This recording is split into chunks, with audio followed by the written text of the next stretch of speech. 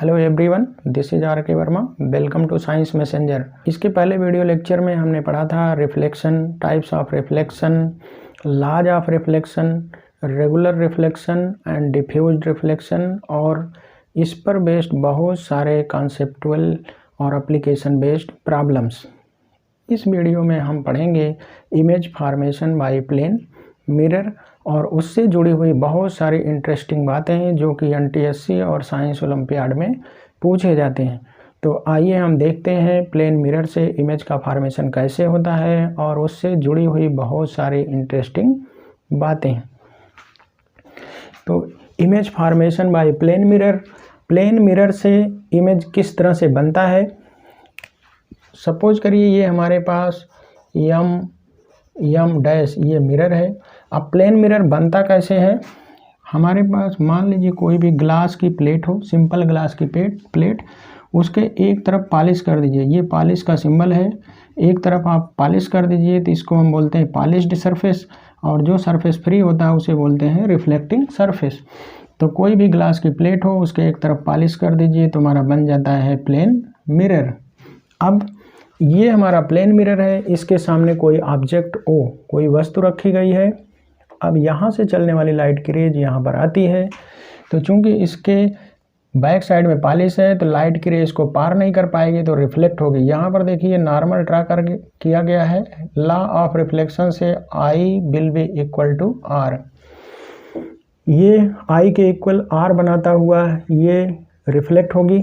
दूसरी लाइट की रे हम यहाँ से चलाते हैं, यहाँ पर वही प्रोसेस यहाँ पर होगी, यहाँ भी रिफ्लेक्ट होगी।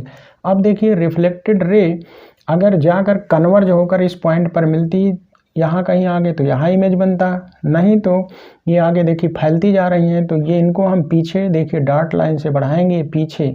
यहाँ से देखने पर ये हमारी है आई, तो हमें लगेगा कि ये यहाँ से ये लाइट की रेज यहाँ से आ रही हैं, तो जहाँ से आती हुई प्रतीत होंगी उसी को हम कहते हैं इमेज। तो चूंकि लाइट की रेज यहाँ से आती हुई प्रतीत हो रही हैं इसलिए इस इमेज को हम कहते हैं वर्चुअल इमेज।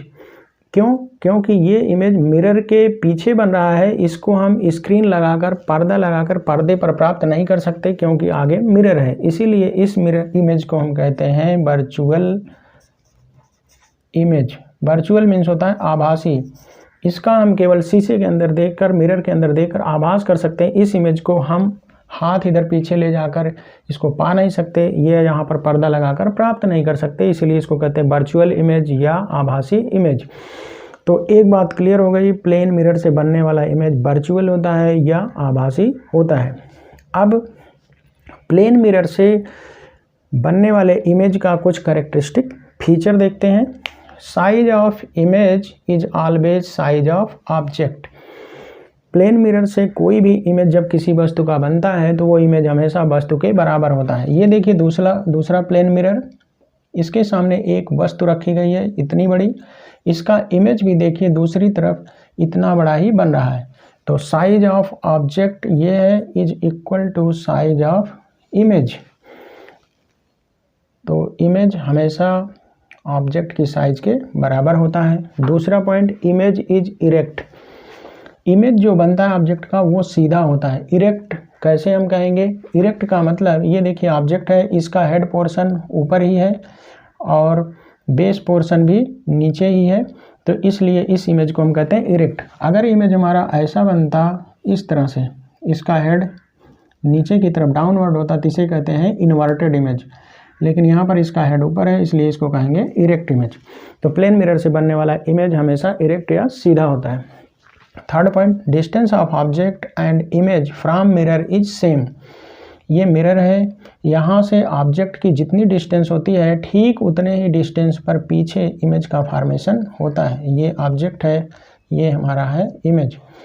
तो distance of image from mirror is equal to the distance of object from mirror. तो ऑब्जेक्ट की दूरी मिरर से और इमेज की दूरी मिरर से बराबर होते हैं। Fourth point, if object approaches और रिसीड्स। अप्रोच किसी मिरर की तरफ कोई ऑब्जेक्ट आ रही है या रिसीड मिरर से दूर जा रही है from mirror with velocity v metre per second. मान लीजिए कोई वस्तु इसकी मिरर की तरफ v मीटर पर सेकंड से आ रही है या मिरर से दूर जा रही है, तो क्या होगा, then image also moves with b metre per second. तो इमेज भी बी मीटर पर सेकेंड से इधर उधर मूव करेगा। अगर वस्तु इधर आ रही है तो इमेज इधर आएगा, और वस्तु इधर जा रही है तो इमेज उधर जाएगा, उल्टे डायरेक्शन में। But velocity of image with respect to object will be 2b metre per second. कैसे, इस ऑब्जेक्ट को हम इधर खिसका रहे हैं तो इमेज इधर आ रहा है, तो ऑब्जेक्ट के रिस्पेक्ट में इमेज की वेलोसिटी 2 गुने स्पीड से दिखाई देगी। जैसे मान लीजिए कोई चिड़िया है, चिड़िया यहाँ पर उड़ते हुए मिरर की तरफ आ रही है b मीटर पर सेकेंड से, तो इसका इमेज भी इधर से b मीटर पर सेकेंड से इधर आएगा। लेकिन चिड़िया जब मिरर के अंदर अपने इमेज को देखेगी तो उसको 2 गुने स्पीड से उसका इमेज उसकी तरफ आता हुआ दिखेगा। क्यों? क्योंकि b मीटर पर सेकेंड की स्पीड से ये इधर जा रही है, b मीटर पर सेकेंड की स्पीड से ये भी इधर आ रहा है इमेज इसका, तो इसको डबल स्पीड से अपना इमेज आता हुआ दिखाई देगा। कहने का मतलब मिरर के सामने कोई भी ऑब्जेक्ट जितनी स्पीड से आती है या दूर जाती है, उस वस्तु को खुद उसका इमेज 2 गुने स्पीड से आता हुआ या जाता हुआ दिखाई देता है। Next point, image is always virtual. हमने आपको यही बताया, प्लेन मिरर से बनने वाला इमेज हमेशा वर्चुअल या आभासी होता है। क्यों? क्योंकि उसे हम स्क्रीन पर प्राप्त नहीं कर सकते। Point number 6, if mirror is rotated through an angle theta in the plane of incidence then reflected ray turns through 2 theta.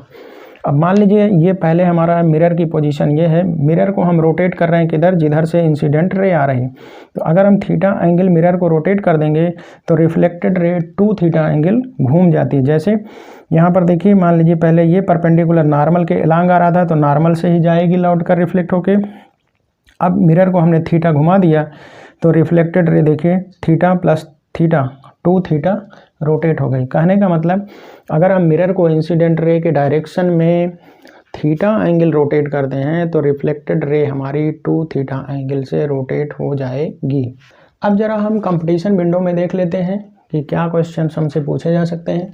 Minimum size of a plane mirror to see objects full height is h/2। अब इसमें question पूछा जाता है कि अगर किसी वस्तु का पूरा इमेज, फुल इमेज हमें देखना है तो प्लेन मिरर की मिनिमम साइज कितनी होनी चाहिए। तो ऑब्जेक्ट जितना बड़ा है उसके हाफ साइज का मिरर होना चाहिए, तभी उस वस्तु का पूरा इमेज हमको दिखाई देगा।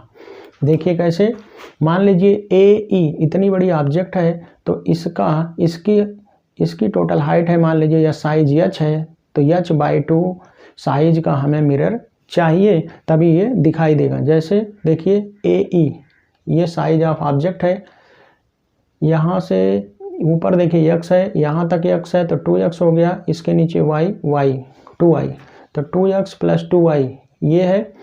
अब देखिए यहाँ से लाइट की रे आ रही है रिफ्लेक्ट होके यहाँ पर, यहाँ से लाइट की रे आ रही है रिफ्लेक्ट होके यहाँ पर, ये I AR। अब इसको हम यहाँ पर मिलाएंगे तो ये आएगा हमारा XY, तो 2x plus 2y equal to h, तो x plus y equal to h/2। कहने का मतलब फुल साइज का इमेज किसी ऑब्जेक्ट का देखने के लिए ऑब्जेक्ट की हाफ साइज का मिनिमम मिरर होना चाहिए। उससे छोटा अगर मिरर रहेगा तो फुल साइज का इमेज ऑब्जेक्ट का दिखाई नहीं देगा। नेक्स्ट पॉइंट, अगर कोई व्यक्ति मान लीजिए कमरे के अंदर, कमरे के बीचों बीच खड़ा है और उसके सामने की दीवार पर मिरर लगा है, वो पीछे की दीवार का फुल इमेज देखना चाहता है।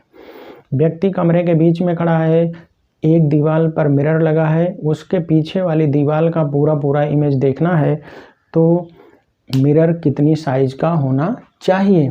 उसके लिए देखिए व्यक्ति यहाँ पर खड़ा है, ये सामने वाली दीवार पर मिरर लगा है, ये पीछे की दीवार है, पीछे की दीवार का पूरा इमेज इस मिरर में दिखे, उसके लिए रूम के बीचों बीच में खड़े व्यक्ति को जो कि देख रहा है इसका पूरा इमेज, कितनी साइज का मिरर होना चाहिए।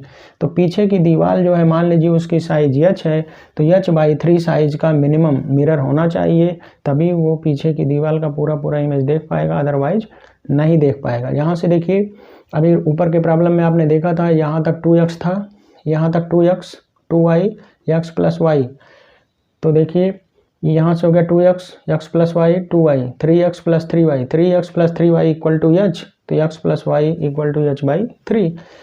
तो रूम के बीच में खड़े व्यक्ति को पीछे की दीवार का पूरा इमेज देखने के लिए मिनिमम साइज का मिरर h/3 का होना चाहिए, मतलब वॉल की साइज का 1/3, तभी वो दिखाई देगा। तो हमें उम्मीद है बच्चों ये वीडियो ज़रूर आपको पसंद आया होगा। इसमें छोटे छोटे कंसेप्चुअल प्रॉब्लम्स हैं जो कि हमने आपको बताया। इससे बहुत सारे क्वेश्चन MCQ में और छोटे छोटे कॉम्पिटिशन्स में पूछे जाते हैं। तो हमें उम्मीद है ये वीडियो आपको पसंद आया होगा। अगर आपको ये वीडियो पसंद आया हो तो हमारे चैनल को सब्सक्राइब और लाइक करना ना भूलें, जिससे कि हम भविष्य में आपके लिए नए नए इनोवेटिव वीडियोज़ लेकर आते रहें।